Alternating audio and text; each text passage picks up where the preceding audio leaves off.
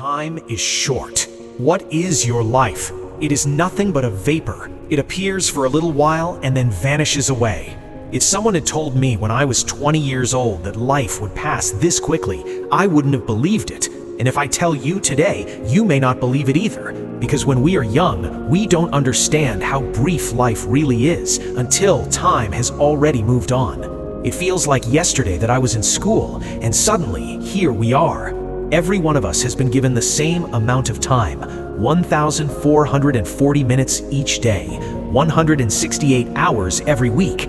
God allows us about 70 years of life, and it is interesting that with all of our medical science, we have never passed that mark. The average lifespan remains the same, just as the scriptures teach. What a serious thing it is to realize that you have only one short life to live, and soon it will be over. If I had the chance again, I would write down my priorities, and I would commit to them without delay. Now is the accepted time. The things you ought to do them now. The lessons you need to learn them now. The books you should read them now.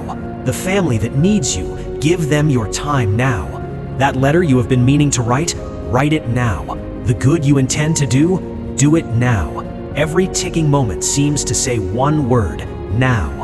Today, if you hear his voice, do not ignore it, because tomorrow is never guaranteed. Time is running out for all of us. Time is too short for indecision, too short for hesitation, too short to stand between two opinions. Fools say that time is long. Every morning, each of us receives 86,400 seconds. A new account is opened for us, and it allows no balance to carry over.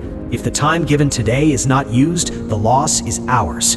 The Bible tells us to redeem the time because the days are evil. And truly, these are difficult days. If there was ever a time for truth that can transform the human heart, it is now. Jesus said that while it is day, we must do the work we are called to do, because the night is coming when no one can work. That night will come in every life.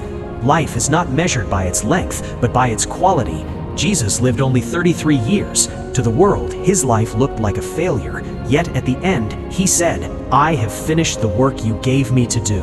It does not matter whether you live one more year or many more years. The real question is this: will your work be finished? Was there purpose in your life? Was there dedication? If we invest our time with intention, fill our hearts with the Word of God, and walk faithfully, we can finish the work we are given. Let us understand how short life truly is. Let us feel the urgency of time, and let us invest what little time we have in things that truly matter.